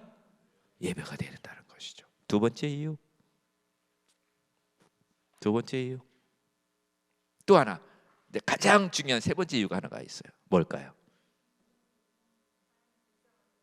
그렇죠. 피아노 반주만 하신 분이 아니네요. 하나님의 백성들 가운데 하나님이 임재하기를 원하신다는 거예요. 어디? 그것도 가운데. 성막은 하나님의 임재 표현이거든요. 하나님은 신의 산에만 임한 것이 아니라 이 말이에요. 백성들이 신의 산을 떠나 광야로 갈 때에도 나는 너희들 가운데 함께 임재하겠다는 것이에요. 함께 임재하겠다. 너희들이 광야에서 진을 칠 때에도 내가 너희들과 함께하겠다. 임재하겠다는 것이에요. 그러니까 광야의 생활을 하더라도 이러한 행군하지 않을 때, 광야의 생활을 했을 때에도 이러한 진편성을 내가 줄 터이니 언제 어디서나 무슨 일이 있더라도 하나님께 예배하는 것을 삶의 최우선으로 삼아라. 지금 코로나 이후에 온라인 예배가 굉장히 많이 퍼졌는데, 제가 처음에 반석교회 와서 했던 강연 내용이 예배에 대한 강연이었을 거예요. 그렇죠? 맞죠, 목사님? 네. 근데 코로나를 지나면서 한국 교회의 예배 출석 인원이 30%가 빠져나갔어요. 지금 우리 반석교회는 많이 좀 회복이 됐나요? 많이 회복이 됐죠.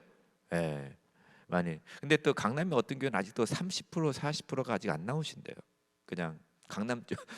그래서 예, 엊그저께도 저희 학교에 오신 한 강사 목사님이 저희 교회도 코로나가 풀렸는데도 아직도 성도님들이 한 30%는 집에서 온라인으로 들으신대요.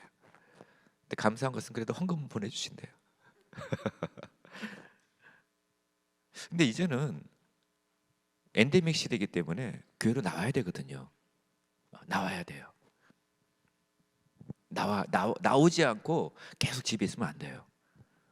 나와서 그래서 백성들에게 온라인에 나오라는 거예요. 언제든지 나오라. 나와서 하나님께 예배드리는 게 중요한 거거든요. 반드시 나와야 돼요.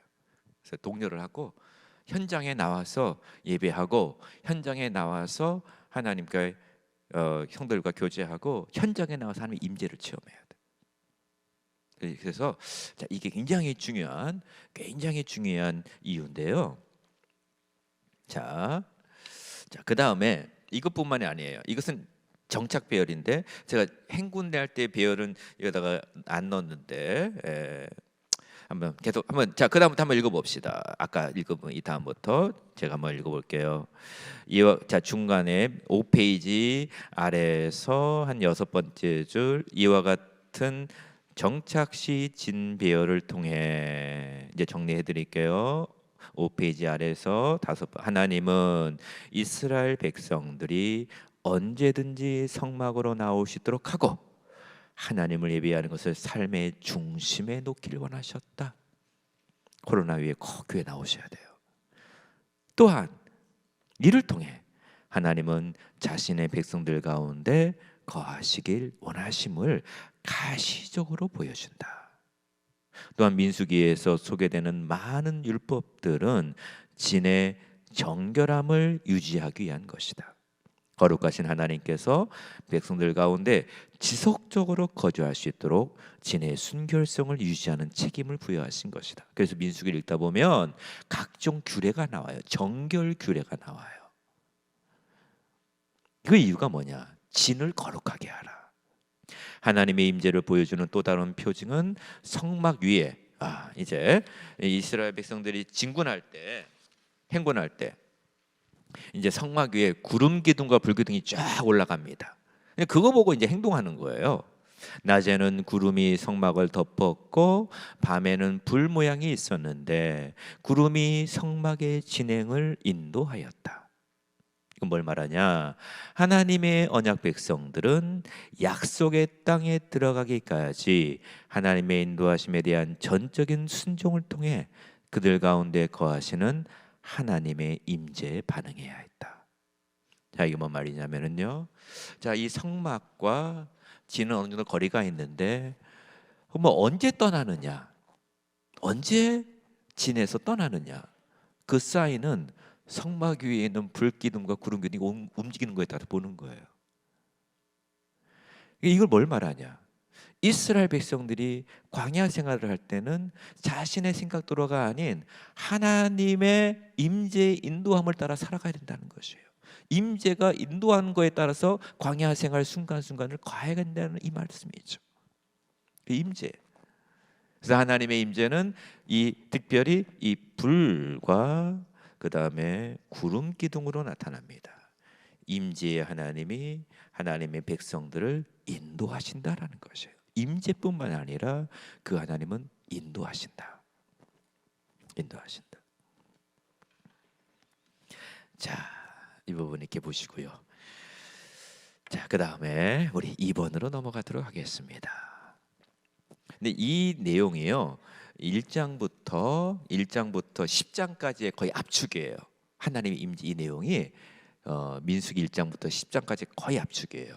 1장부터 10장까지의, 자, 여러분이 그 보시면은요, 인구조사 나오고 행군의 순서, 삼종의 아론의 아들들, 레위인의 인구조사, 고핫 자손, 뭐 게르손 자손, 사장에 쭉 나와요.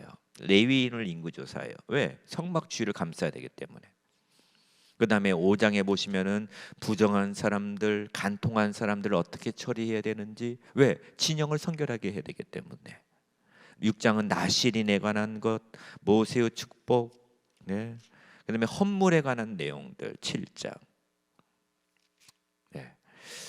그다음에 유월절 지키고, 그다음에 10장에 나팔 신호를 딱 불면은 나아갑니다. 철저하게 군사적인 행동이에요. 그래서 앞으로 우리 방석교회 성도님들께서도 지금 굉장히 중요한 시점이잖아요. 지금 그 건축도 하면서 이 어려운 코로나 시기에 대단하세요, 목사님.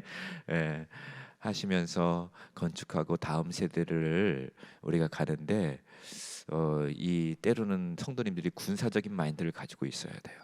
몇 시, 며칠, 어디까지 딱 하면 딱 모여야 돼요. 근데 내가 보니까는 토요일 오전에 훈련이 잘 된 것 같아요. 10시에 딱 거의 다 오신 것 같아요. 철저하게 군사적으로. 이게 필요해요, 교회는. 예. 그러니까 교회는 여러 가지 측면이 있거든요. 구약은 여러 측면을 만 아버지와 아들 관계, 또 남편과 아내의 관계도 있어요. 이사에 보면은. 근데 지금 민수기는 철저하게 군사적인 개념이에요. 지도자와 그에 따른 순종. 예. 아무튼 여러분, 이번 민수기 묵상하시면서 철저하게 담임 목사님을 중심으로, 교육자를 중심으로 하나 된 군사가 되시길 주 이름으로 축원합니다. 아멘. 네, 그 다음에요, 하나님의 인내와 공의가 있어요. 자, 이 부분, 자, 우리 피아노에 앉아 계신 우리 집사님 한번 읽어주세요. 네, 하나님의 인내와 공의. 아멘. SBS 아나운서 출신 같나요? 잘 읽어주셨습니다. 네, 민수기에는 하나님의 사랑과 공의를 다 보여주는 책이에요. 하나님의 사랑은 어디 나타나냐? 나는 너희들 너무너무 사랑해. 너희들 가운데 함께 있기를 원해. 그래서 아까 이 진배열에 하나님의 사랑이 나타나는 거예요. 신의 산을 떠나도 광야 길을 행할지라도 난 너희와 함께 할 거야. 너희를 떠나지 아니할 거야. 아멘. 이게 하나님의 사랑이에요. 그리고 그럼에도 불구하고 이스라엘은 광야 생활을 하면서 하나님의 은혜를 잊어먹어요, 아니면 기억해요? 잊어먹어요. 불평하고 모세의 건의에 대적하고. 그런데 보면은 그 건의에 배고프다, 물 먹고 싶다, 고기 먹다 싶다 하면은 만나와 메추라기 보내주시고, 또 불평하면, 그럴 때마다 하나님이 진노하시려고 할 때에 누가 그걸 가로막냐? 모세가 가로막는 거예요. 그래서 지도자의 기도가 너무너무 중요한 거예요. 진짜 중요해요. 그래서 광야 생활을 하시는 성도님들이 철저하게 모세라는 리더십을 세워주는 게 너무너무 중요해요. 근데 지도자는 이제 가슴 그냥 속에 확 타면서 백성들이 이끌고 가는 거지. 예, 이민 목회를 오랫동안 있는 현장에서 있었는데, 이민 목회가 쉬운 게 절대로 아니거든요. 예. 그 얼마 전에도 제가 있었던 이민 목회 현장이 굉장히 좋은 교회였거든요. 그 시카고에서 이민 한인들이 모이는 교회치고는 땅덩어리가 제일 컸어요. 교회 부지가. 거기에 교회 안에 축구장이 있을 정도였으니까. 예. 거기서 사역을 딱 했는데, 사역을 하다가 갑자기 교회가 약간 좀 삐끗하게 하더라고요. 원로 목사님과 새로 오신 목사님이 약간의 좀 그거에서 이렇게 하다가 그 다음부터는 교회가 어려워지는, 리더십을 인정을 안 하니까 교회가 갈라져 버린 거예요. 그때 제가 그 어려운 교회를 계속 섬기면서 어떤 일이 있었냐면은 교회 축구장이 있었는데 축구장 주변에 소나무를 심어놨어요. 근데 그 소나무에 벌레가 들어가지고 다 말라 죽어버렸어요. 소나무가 너무너무 그렇게 아름다웠던 소나무가 교회에 분란이 일어나니까 다 죽어버리더라고. 저는 전기톱으로 그 소나무 잘라가지고 밖으로 실어나는 그 일을 했어요. 그래서 제가 있을 때에 담임 목사님 3-4명이 4명 5명이 바뀌었고 저는 이제 오고 또 다른 목사님이 가셨는데 근데 이번에 우리 학교 교수님으로 한 분이 임명이 되셨는데 그분이 제가 섬겼던 그 교회에서 섬기고 오셨다는 거예요. 제가 물어봤어. 제가 하도 고생을 많이 했던 교회이기 때문에 아이고 목사님 그 교회가 많이 안정이 됐습니까? 어떻게 됐습니까? 여러 가지 물어봤어요. 그 목사님이 이제 제가 이제 떠날 때에 새로 목사님을 5번이 바뀌어가지고 모셔놓고 이제 왔는데 그 다음에도 문제가 일어났습니다. 그래서 자기가 설교 목사로 설교를 했대요. 그 교회에서. 이거 실화예요, 실화. 예, 지난주에 우리 교수님이랑 이야기. 그래서 제가 너무나 제가 고생했던 교회고 또 애착 있는 교회 계속 꼬치꼬치 물어봤어요. 네 목사님, 지금은 많이 안정이 됐는데 지금의 이 담임 목사님이 오셔서 목회하기 전에 자기가 1년 동안 설교 목사를 했는데 그때 너무 힘들었다는 거 자기가.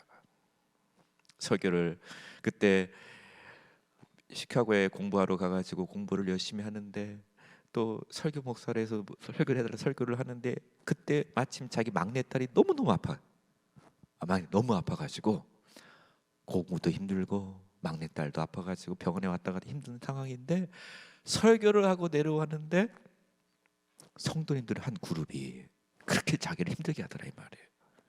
근데 담임 목사님 없는 시적이니까는 이것저것에서 말이 많이 나올 거 아니에요. 너무너무 힘들게 하더래. 그래도 참고 하는데 자기를 힘들게 하는 한 10명의 그룹이 있는데 10명의 그룹의 리더가 자기를 너무너무 힘들게 해서 난 딸도 힘들고 나는 그냥 설교 목사로 왔는데 근데 그 주동자가 갑자기 길에 가다가 교통사고로 하나님 데려가셨대요. 이거 진짜냐? 진짜라는 거예요 자기한테. 이런 일들이 신약에도 있어요. 오늘날 이 시대에도. 여러분 겁주려고 그러니까 실제로 있다 이 말이에요 이게.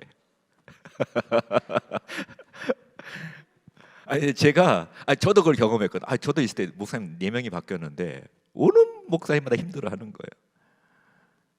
제가 기억으로는 교회 장례친이라고 거의 목사님들이 시간을 많이 보내줬어요. 장례친이라고 주동자들.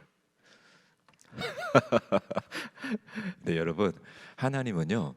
이것도 하나님은 사랑의 하나님이시지만 때로는 공의의 하나님이세요. 그걸 그러니까 그 균형을 잡아야 돼. 그러니까 주님의 교회를 섬길 때에도 하나님의 사랑, 하나님의 은혜 이것을 충분히 누리셔요. 아멘. 그러나 동시에 또 두려움이 있어요. 하나님에 대한, 하나님의 제단에 대한, 또 주의 종들에 대한 그런 두려움이 좀 있어야 돼요. 그래야 이게 군대에서도 말 안 듣면 그 전쟁에 나가면 명령 불복이면 그날 총살이잖아요.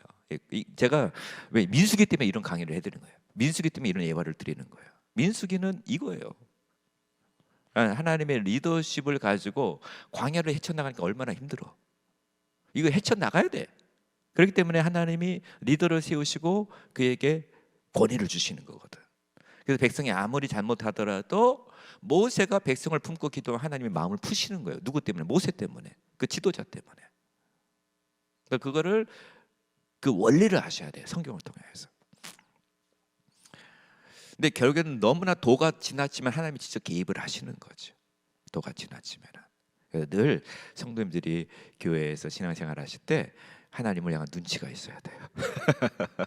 하나님의 속성과 성품을 잘 이해하셔서 여러분들이 반석교회의 그런 영적 분위기 있잖아요. 이 분위기를 잘 긍정적으로 만들어 가셔야 돼요. 우리 김명남 목사님도 잘 해주시고 얼마나 아이고, 네. 자, 그 다음에요. 신세대의 믿음 한번 보겠습니다. 믿음. 그러면 신세대가 어떻게 해서 들어갔는가? 민수기는 가나안 땅에 들어가는 출애굽 2세대가 갖춰야 될 믿음의 자세를 권면하기 위해 기록되었다. 이를 위해 민수기에서 제시하는 두 명의 믿음의 모델들이 있다. 여호수아와 갈렙이다. 이들은 가네스 바네아에서 가나안 땅 정탐을 위해 파송받은 12명 중 유일하게 하나님께 칭찬받은 인물이다. 가나안에 들어갈 신세들이 이들에게 본받아야 하는 믿음의 자세는 무엇인가? 왜 이들이 칭찬을 받았는가? 첫 번째, 여호수아와 갈렙은 믿음의 눈을 가졌다. 밑줄을 그어놓으세요.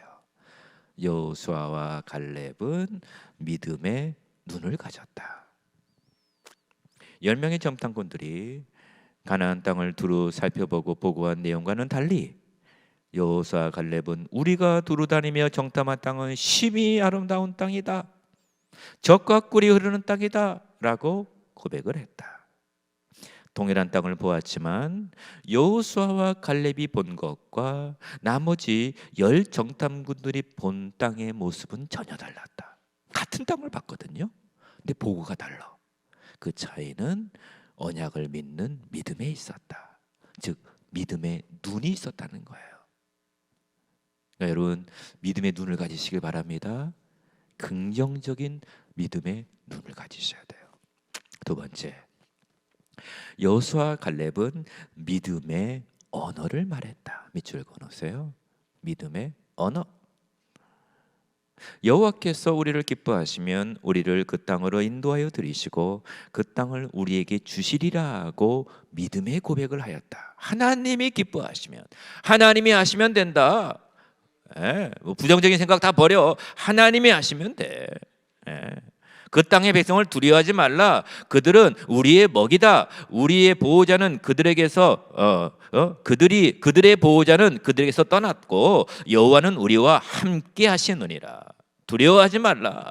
아멘. 그들을 두려워하지 마라. 얼마나 담대한 믿음의 고백이에요. 믿음의 고백이 기적을 일으키는 거죠. 이러한 고백은 10명의 점탐꾼들의 보고를 듣고 원망하는 백성들의 말과는 현저히 상반된다. 하나님은 원망하는 백성들의 말을 듣고 그들의 입술의 고백대로 그들에게 행하시겠다고 말씀하셨다. 이거 한번 찾아볼까요? 민수기 14장 28절. 좀 중요한 말씀. 14장 28절.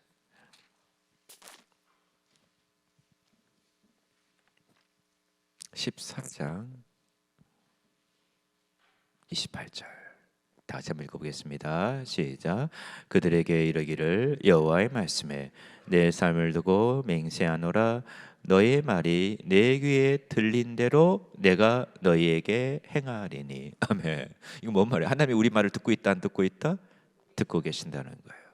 그럼 믿음의 고백을 하면은 그 믿음대로 하나님이 행하신다는 거예요. 여러분 말의 고백이 너무 중요합니다. 아멘. 아무리 힘들어도 입술만은 지킵시다. 하나님 앞에 믿음의 고백을 합시다. 믿음의 고백을 꼭 합시다. 늘 경제적으로 돈 없다고 하면은 없어져. 근데 돈이 있다 하면은 돈이 생기는 거예요. 믿음의 고백을 듣고 계십니다. 그다음에 셋째, 믿음의 마음이다. 자, 이 말씀이요. 14장 본문 성경을 찾아서 읽어봅시다. 14장 24절. 자, 민수기 14장 24절 말씀 다 같이 읽어보겠습니다. 시작. 그러나 내 종 갈렙은 그 마음이 그들과 달라서 나를 온전히 따랐은즉 그가 갔던 땅으로 내가 그를 인도하여 드리리니 그의 자손이 그 땅을 차지하리라. 아멘. 네. 마음이 달라. 마음 심보가 다르다. 쟤네들은 온전히 하나님을 따랐다. 하나님은 우리의 중심을 보시는 분이거든. 그러니까 여러분 주님의 교회를 섬기실 때에 마음을 하나님께 드리는 게 너무 중요해요. 마음이 없는 섬김, 마음이 없는 헌신은 하나님이 받지 않으시겠죠? 마음을 들이시는, 예, 마음. 그러니까는 신세대가 가져야 할 믿음의 자세는 신실하게 하나님의 언약을 신뢰하는 마음이다. 이게 신세대의 자세예요. 그러니까 우리 다음 세대들에게 마음을 잡는 게 너무너무 중요한 거예요. 마음을 잡아주는 게. 그래서 신명기 6장에도 마음과 뜻과 정성을 다해 힘을 다해 하나님을 사랑하는 마음이 나오는 거예요. 히브리어 레바브, 마음의 문제예요. 그러니까 우리 신세대 다음 세대의 마음을 잡을 수 있도록 우리 1세대의 우리 직분자들과 우리 성도님들이 다음 세대를 위해서 기도를 해주셔야 돼. 저들의 마음이 하나님께 향할 수 있도록. 예. 그래서 우리 반석교회는 다음 세대가 더 풍성하시길 주의 이름으로 축원합니다. 네, 그다음에 신약과의 관계. 민수기를 공부하실 때 구약은 구약만 보면 안 돼요. 신약과의 관계성 속에서 일을 하셔야 돼요. 그 렌즈가 여기에 소개됩니다.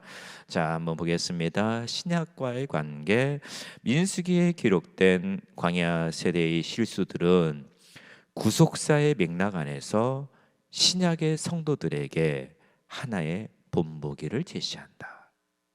민수기라고 구약 이야기가 아니에요. 신약 성도들에게 본보기입니다. 사도 바울은 출애굽 후 광야를 지나는 세대의 다수를 하나님께서 기뻐하지 않아 그들이 광야에서 멸망했다고 평가를 했습니다. 그러면서 민수기의 여러 사건들의 기록 목적에 대해 다음과 같이 언급을 합니다. 고린도전서 10장 6절에 나오는데요. 이러한 일은 우리의 본보기가 되어 우리로 하여금 그들이 악을 즐겨한 것 같이 즐겨하는 자가 되지 않게 하려 함이라. 사도 바울이 신약의 교회 성도들에게 민수기의 사건이 본보기가 된다는 것이에요. 그러니까 구약이라고 우리에게 해당 없다라고 보시면 안 된다 이 말이죠. 출애굽 1세대 1세대 이스라엘 백성들이 가나안 땅에 들어가지 못한 것은 믿지 아니함으로 능히 들어가지 못한 것이다. 이게 히브리서 3장 19절에 나와요. 신약 교회의 성도들은 구약의 이스라엘 백성들이 출애굽 구원을 경험했듯이 예수 그리스도의 구원을 경험한 자들입니다. 이스라엘 백성들이 광야 생활을 했듯이 신약의 교회도 세상 속에서 광야와 유사한 환경에 놓여 있습니다. 성도들은 과거 이스라엘 백성들의 광야 생활 속에서 보여준 원망과 불평의 태도를 버리고 하나님의 은혜와 언약을 끝까지 신뢰하는 삶을 살아가야 합니다. 고린도전서 10장의 메시지예요. 세상 속에서 나그네와 행인으로 살아가면서 그리스도 안에서 영원한 가나안 땅을 바라보도록 우리를 초청합니다. 구약의 이스라엘 백성들의 가나안 땅, 신약의 성도들의 가나안 땅은 저 천국이죠. 하나님은 이스라엘 백성들이 반역하고 불신종임에도 불구하고 진노 가운데 그들의 필요를 채우시고 그들의 삶 속에서 끊임없이 개입하셨습니다. 민수기에 나타난 인간의 불순종과 거역에도 불구하고 신실한 하나님의 은혜와 긍휼이란 주제는 예수 그리스도의 십자가 사건의 서곡이다. 인간의 십자가, 하나님은 지속적으로 반역하고 배반하는 자신의 백성들에게 자신의 아들 예수 그리스도를 보내주셨습니다. 하나님은 언약을 지키시고 자신의 백성들을 결코 포기하지 아니하십니다. 아멘. 네. 자, 그러면 여기에서 마지막으로 하나 더. 성막의 중심이 있고 백성들이 여기에 있어요. 이 사건을 신약에서 가장 잘 소개하고 가장 잘 성취된 모습을 보여주는 게 어디냐면은 요한복음 1장 14절의 말씀이에요. 요한복음 1장 14절 말씀 거기다 적어 놓으시고 요한복음 1장 14절 적어 놓으시고 자, 외우실 수 있는 분은 외우시고 안 외우신 분은 성경을 한번 찾아보겠습니다. 요한복음 1장 14절이 도대체 어떤 말씀인가? 자, 요한복음 1장 14절 저는 이거 외우고 있는데 혹시 자 성도님들 가운데에서 모르시면은 1장 14절 자, 밑줄 그어 놓으시고요. 굉장히 중요한 말씀이에요. 다 같이 한번 읽어보겠습니다. 말씀이 육신이 되어 우리 가운데 거하심에 우리가 그의 영광을 보니 아버지의 독생자의 영광이요 은혜와 진리가 충만하더라. 아멘. 말씀이 육신이 되어 어디 가운데 거했다고요? 우리 가운데 거했다. 다시 말하면 백성들 가운데 말씀이 육신이 되어 거했다. 누가?